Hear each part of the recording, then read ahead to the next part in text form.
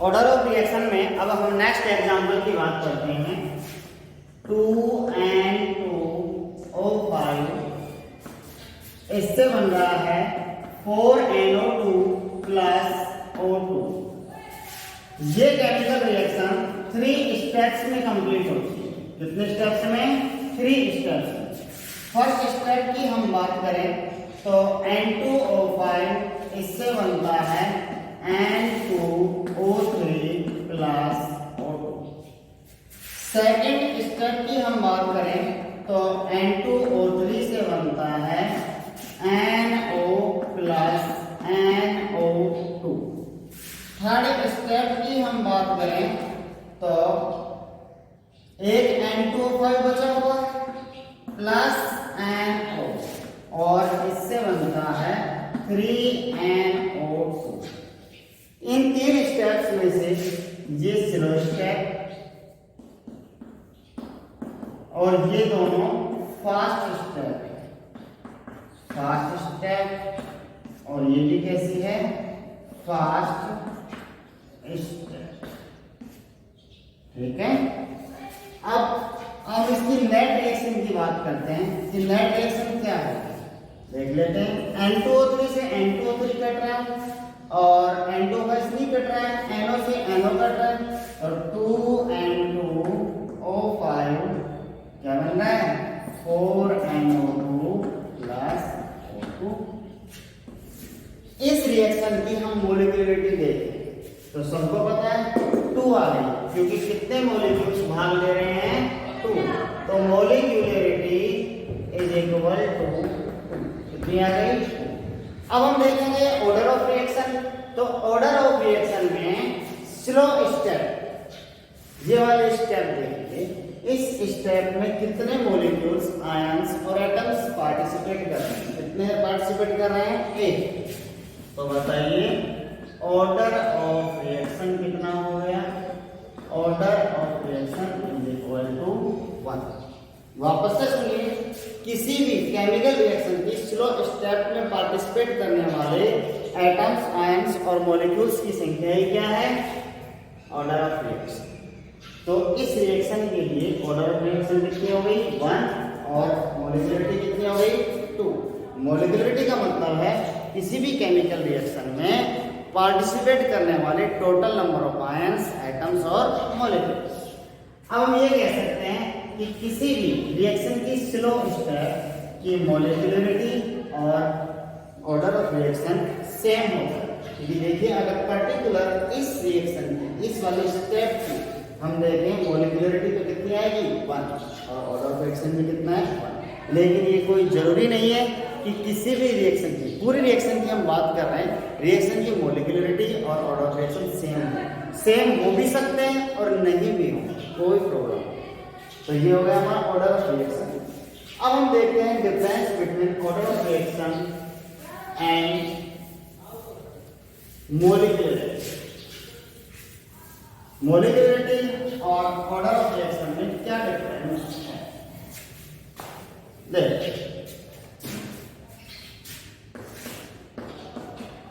Molecularity और दूसरा है ऑर्डर ऑफ रिएक्शन।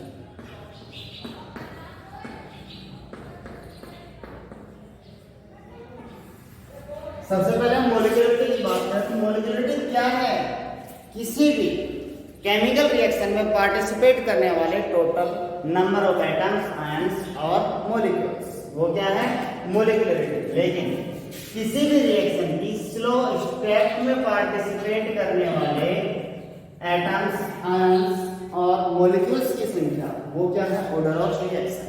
वापस से सुनिए, the total number of molecules, ions और atoms which participates in the chemical reaction is called molecularity of reaction, molecularity of that reaction। अगर हम इसकी बात करें तो the number of atoms, ions and molecules which participates in the slow step of the reaction is called order of reaction। order of reaction और molecularity में ये अंतर समझ में आया? नेक्स्ट हम बात करते हैं कि मोलिकुलरिटी हमेशा होल नंबर होती है। कैसी होती है? होल नंबर, मतलब ये हो सकती है 1 2 3 इस तरह से। कभी भी जीरो नहीं होती और कभी भी फ्रैक्शन नहीं होती। लेकिन हम इसकी बात करें तो ये फ्रैक्शन भी हो सकती है। होल नंबर तो होती ही है, लेकिन फ्रैक्शन भी हो सकती है। अब हम बात करें मॉलिक्यूलरिटी की, ये कभी भी जीरो नहीं हो सकती, लेकिन ऑर्डर ऑफ रिएक्शन जीरो हो सकता है। ऐसा क्यों? देखिए, किसी भी रिएक्शन के बारे में ऐसा सुना है क्या? किसी केमिकल रिएक्शन में जीरो मॉलिक्यूल्स पार्टिसिपेट कर रहे हैं? नहीं सुना होगा। क्यों? क्योंकि कम से कम 1 मॉलिक्यूल तो होगा ही होगा, जीरो नहीं हो सकता। लेकिन ऐसा सुन लिया होगा कि किसी केमिकल रिएक्शन में 3 मॉलिक्यूल्स पार्टिसिपेट कर रहे हैं, जिनमें से एक की भी कंसंट्रेशन में चेंज नहीं हो रहा है। ऑर्डर ऑफ रिएक्शन क्या है? ऑर्डर ऑफ रिएक्शन उन मॉलिक्यूल्स, एटम्स और आयंस की संख्या है जिनकी कंसंट्रेशन में रिएक्शन के दौरान चेंज हो रहा है।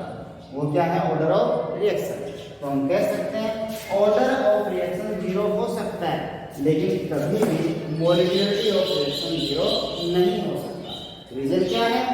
कि कम से कम एक मॉलिक्यूल तो पार्टिसिपेट करेगा ही, और दूसरा ये कि अगर हम बात करें ऑर्डर ऑफ रिएक्शन की, तो किसी भी केमिकल रिएक्शन में 2 3 1 मॉलिक्यूल्स पार्टिसिपेट कर सकते हैं, लेकिन ये जरूरी नहीं है कि सबकी कंसंट्रेशन में चेंज हो सकता है किसी एक की भी कंसंट्रेशन में चेंज ना हो। तो हम कह देंगे कौन सा ऑर्डर रिएक्शन है? Zero order reaction. नेक्स्ट, अब हम इसकी बात करें मॉलिक्यूलरिटी की, तो एक थ्योरेटिकल वैल्यू, कैसी वैल्यू है? थ्योरेटिकल। अगर हम इसकी बात करें तो ये प्रैक्टिकल वैल्यू है, ये प्रैक्टिकल वैल्यू है।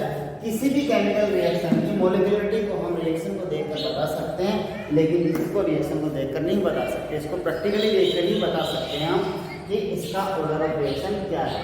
तो मॉलिक्यूलरिटी क्या हो गई? थ्योरेटिकल। और ऑर्डर ऑफ रिएक्शन क्या हो गई?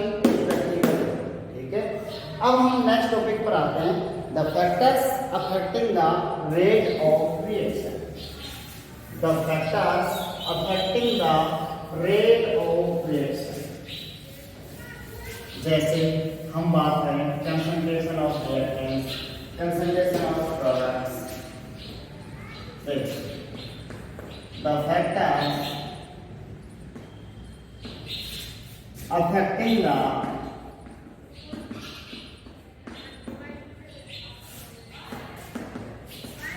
Rate of reaction.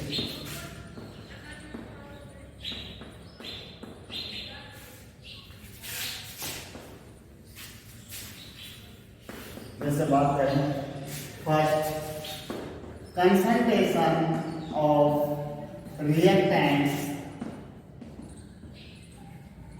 And products. Second हम बात करें टेम्परेचर ऑफ सिस्टम।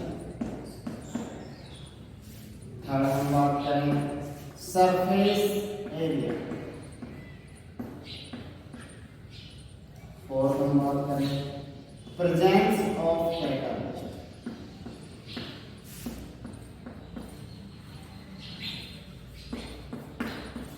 फिफ्थ हम बात करें प्रेजेंस ऑफ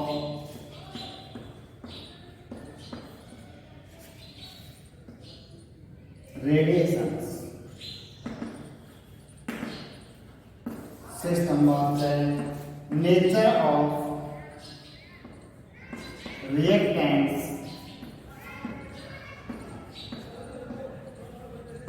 एंड प्रोडक्ट्स।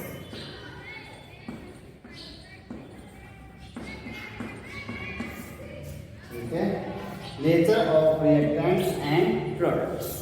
सबसे पहले हम बात करते हैं concentration of reactants and products. देखिए, जब हम शुरुआत में अभिक्रिया की बात करते हैं तो शुरुआत में अभिक्रिया का या केमिकल रिएक्शन का रेट बहुत फास्ट होता है। ऐसा इसलिए कि शुरुआत में रिएक्शन में रिएक्टेंट्स की कंसंट्रेशन मैक्सिमम होती है, लेकिन जैसे जैसे टाइम के साथ में केमिकल रिएक्शन आगे प्रोसीड होती है वैसे वैसे रिएक्टेंट की कंसंट्रेशन डिक्रीज होती जाती है। और जब रिएक्टेंट्स की कंसंट्रेशन डिक्रीज होगी तो होने वाली टक्करों की संख्या, नंबर ऑफ कॉलिजन्स डिक्रीज होगी, और जब टक्करों की संख्या डिक्रीज होगी तो हम कह सकते हैं रेट ऑफ रिएक्शन डिक्रीज होगा। वापस से जब किसी केमिकल रिएक्शन में रिएक्टेंट की कंसंट्रेशन बढ़ती है, इंक्रीज होती है, तो रेट ऑफ रिएक्शन भी इंक्रीज होता है। और जब किसी केमिकल रिएक्शन में कंसंट्रेशन ऑफ रिएक्टेंट्स डिक्रीज होती है तो रेट ऑफ रिएक्शन भी डिक्रीज होता है। क्यों? क्योंकि होने वाली, जैसे रिएक्टेंट्स की कंसंट्रेशन बढ़ी तो होने वाली टक्करों की संख्या बढ़ी तो रेट ऑफ रिएक्शन बढ़ा। जब कंसंट्रेशन ऑफ रिएक्टेंट घटी तो होने वाली टक्करों की संख्या भी घटी तो रेट ऑफ रिएक्शन घटा। तो हम कह सकते हैं कि प्रारंभ में केमिकल रिएक्शन का रेट फास्ट होता है, लेकिन समय के साथ धीरे धीरे कम होता जाता है क्योंकि कंसंट्रेशन ऑफ रिएक्टेंट्स डिक्रीज होती है। सेकेंड हम बात करते हैं टेम्परेचर ऑफ सिस्टम। देखिए टेम्परेचर दोनों ही टाइप के, चाहे एक्सोथर्मल हो चाहे एंडोथर्मल रिएक्शन हो, दोनों ही प्रकार की रिएक्शंस को प्रभावित करता है। जब टेम्परेचर बढ़ाते हैं तो रेट ऑफ रिएक्शन बढ़ता है और जब टेम्परेचर घटाते हैं तो रेट ऑफ रिएक्शन घटता है, चाहे हमारी केमिकल रिएक्शन एंडोथर्मल हो चाहे हमारी केमिकल रिएक्शन एक्सोथर्मल हो। टेम्परेचर बढ़ाने पर रेट ऑफ रिएक्शन बढ़ेगा और टेम्परेचर घटाने पर रेट ऑफ रिएक्शन घटेगा। हम कैसे कह सकते हैं ये? क्योंकि जब टेम्परेचर इंक्रीज करते हैं तो टेम्परेचर इंक्रीज करने के साथ साथ क्या इंक्रीज होती है? Kinetic energy of atoms, molecules और आयंस, जिससे उछल कूद करना शुरू करते हैं, या हम कह सकते हैं मूवमेंट बढ़ता है। और जब मूवमेंट बढ़ता है तो होने वाली टक्करों की संख्या, नंबर ऑफ कॉलिजन्स इंक्रीज होती है तो रेट ऑफ रिएक्शन भी इंक्रीज होता है। Generally 10 degree Celsius temperature increase करने पर rate of reaction 2 to 3 times increase होता है। जब हम 10 डिग्री सेल्सियस टेम्परेचर इंक्रीज करते हैं तो रेट ऑफ रिएक्शन 2 से 3 गुना हो जाता है। अब हम बात करते हैं presence of surface area. Third किसकी बात करेंगे? Surface area. देखिए सरफेस एरिया इंक्रीज होने पर रेट ऑफ रिएक्शन भी इंक्रीज होता है और सरफेस एरिया डिक्रीज होने पर रेट ऑफ रिएक्शन भी डिक्रीज होता है। इसको हम एक एग्जांपल से समझ सकते हैं। ये हमारे पास एक लकड़ी का टुकड़ा है, ठीक है, और दूसरा टुकड़ा भी इसी की माप का है, तो लकड़ी के टुकड़े हो गए। दूसरे वाले को हम छोटे छोटे भागों में डिवाइड करते हैं। देखिए हम इसको छोटे छोटे टुकड़ों में डिवाइड करते हैं। अब दोनों ही टाइप के टुकड़ों को हम जलाते हैं। जब दोनों ही टाइप के टुकड़ों को हम जलाते हैं तो हमने ये देखा कि बड़े आकार का लकड़ी का टुकड़ा देरी से जलता है, जबकि छोटे आकार के लकड़ी के टुकड़े जल्दी और आसानी से जलते हैं, बहुत आसानी से बाहर आते हैं। ऐसा इसलिए होता है कि जब छोटे छोटे टुकड़ों में हम इनको डिवाइड करते हैं तो सरफेस एरिया इंक्रीज हो जाता है। देखिए ये हमारे पास एक लकड़ी का टुकड़ा है, इसी की माप का दूसरा है जिसको मैं छोटे छोटे भागों में डिवाइड करता हूँ, दोनों को जलाता है, तो ये बहुत जल्दी और तेजी से बर्न होता है। और अगर इसकी बात ये बहुत धीरे धीरे बर्न होता है, धीरे धीरे जलता है, लेकिन इसकी बात करें तो ये बहुत जल्दी से बर्न होता है। ऐसा क्यों? ऐसा इसलिए कि इसकी बजाय इसमें सरफेस एरिया बढ़ेगा और सरफेस एरिया जब बढ़ेगा तो रेट ऑफ रिएक्शन भी बढ़ेगा और जब सरफेस एरिया घटेगा तो रेट ऑफ रिएक्शन भी घटेगा। एग्जांपल क्या है कि दो लकड़ी के टुकड़े लिए हमने सेम माप के, एक को छोटे छोटे भागों में डिवाइड किया और दोनों को अलग अलग जलाया, तो जो टुकड़ा बड़ा था वो धीरे धीरे जलता है और छोटे छोटे टुकड़े बहुत जल्दी जलते हैं, क्योंकि यहाँ पर सरफेस एरिया इंक्रीज होगा तो रेट ऑफ रिएक्शन भी इंक्रीज होगा। अब हम बात करते हैं presence of catalyst. Presence of catalyst की बात करते हैं और हम देखते हैं कि किस तरह से कैटालिस्ट की प्रेजेंस से इंक्रीज होता है। जनरली कैटालिस्ट का यूज करने पर रेट ऑफ रिएक्शन इंक्रीज होता है। वो एक अलग बात है कि नेगेटिव कैटालिस्ट से रेट ऑफ रिएक्शन डिक्रीज होता है, लेकिन हम जनरली बात करेंगे पॉजिटिव कैटालिस्ट की, तो जैसे ही हम कैटालिस्ट यूज करते हैं रेट ऑफ रिएक्शन इंक्रीज होता है। जैसे मैं ये बात करूँ कि यहाँ पर मेरे पास रिएक्टेंट है, यहाँ ये रिएक्शन चल रही है, रिएक्शन प्रोसेस और यहाँ पर एनर्जी। इस एक्सिस पर हम क्या ले रहे हैं, हम बात करते हैं in the absence of catalyst. ये रिएक्शन इस तरह से प्रोसीड हो रही है और ऐसे यहाँ पर क्या बना रही है, प्रोडक्ट बना। अब ये जो बैरियर था ये वाला, ये होता है एक्टिवेशन एनर्जी। किसी भी केमिकल रिएक्शन को प्रोसीड होने के लिए या रिएक्टेंट से प्रोडक्ट बनाने के लिए एक्टिवेशन एनर्जी की जरूरत होती है। इसको मैं ए फर्स्ट नाम दूंगा, ठीक है। अब हमने कैटालिस्ट यूज किया। कैटालिस्ट क्या काम करता है कि रिएक्शन के लिए एक्टिवेशन एनर्जी की वैल्यू को कम करता है, इस वैल्यू को डिक्रीज करते हैं। इसने पहले ये थी, अब क्या है, तो हम कह सकते हैं कि एक्टिवेशन एनर्जी है वो कम होकर यहाँ आ, ये है in the absence of catalyst, in the absence of catalyst, और ये है in the presence of catalyst. Catalyst की प्रेजेंस से क्या हो रहा है, यहाँ पर एक्टिवेशन एनर्जी की वैल्यू कम हो रही है, जिससे रेट ऑफ रिएक्शन बढ़ रहा है। और यहाँ पर कैटालिस्ट की एब्सेंस थी तो एक्टिवेशन एनर्जी ज़्यादा चाहिए। तो हम कह सकते हैं कि किसी भी केमिकल रिएक्शन में कैटालिस्ट का यूज करने पर एक्टिवेशन एनर्जी की वैल्यू कम हो जाती है, जिससे रेट ऑफ रिएक्शन बढ़ जाता है। और अगर हम नेगेटिव कैटालिस्ट की बात करें तो वो क्या करता है, वो इस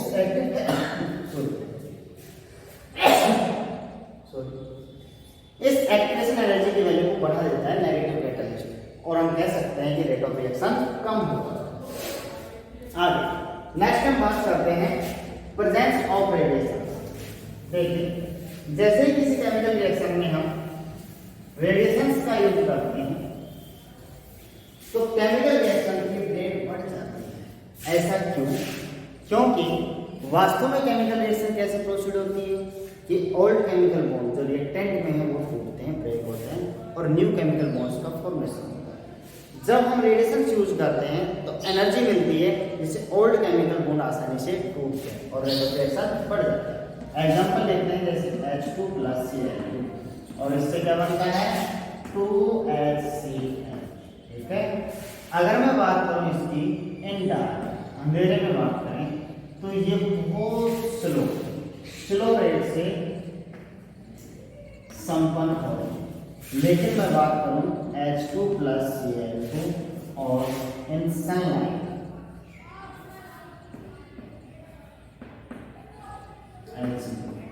तो ये बहुत फास्ट रेट से, मैं कह सकता हूं विस्फोटक रेट से,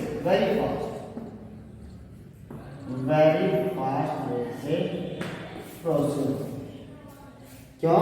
क्योंकि यहाँ पर रेडिएशंस के इफेक्ट से जो केमिकल बॉन्ड टूटने थे, ओल्ड केमिकल बॉन्ड वो तेजी से टूट रहे हैं, रेट ऑफ रिएक्शन बहुत ज़्यादा बढ़ रहा है। तो हम कह सकते हैं रेडिएशंस का यूज करने पर रेट ऑफ रिएक्शन इंक्रीज होता है। अब हम बात करते हैं nature of reactants and products. देखिए, मैंने अभी कहा आपसे कि किसी भी केमिकल रिएक्शन में रिएक्टेंट से जो प्रोडक्ट बनते हैं तो रिएक्टेंट्स के ओल्ड केमिकल बॉन्ड टूटते हैं और न्यू केमिकल बॉन्ड्स का फॉर्मेशन होता है, जिससे क्या बनते हैं, प्रोडक्ट बनते हैं। अब इनकी नेचर पर डिपेंड करेगा। मानो रिएक्टेंट की नेचर ऐसी है कि ओल्ड केमिकल बॉन्ड आसानी से नहीं टूट रहे हैं तो रेट ऑफ रिएक्शन कम होगा, और जब ओल्ड केमिकल बॉन्ड आसानी से टूट रहे हैं, ऐसी नेचर का हमारे पास रिएक्टेंट है जिससे ओल्ड केमिकल बॉन्ड आसानी से टूट रहे हैं, तो हम कह सकते हैं कि वहां पर रेट ऑफ रिएक्शन अधिक होगा। अब हम बात करें प्रोडक्ट की। अगर बनने वाले न्यू केमिकल बॉन्ड आसानी से बन रहे हैं, आसानी से न्यू केमिकल बॉन्ड्स का फॉर्मेशन हो रहा है, तो हमारा रेट ऑफ रिएक्शन अधिक होगा। ये हो गए factors affecting the rate of reaction. कौन कौन से थे? Concentration of reactants and products, temperature of system और surface area, presence of catalyst, presence of radiation, nature of reactants and products. बाकी का next class. Okay, thank you.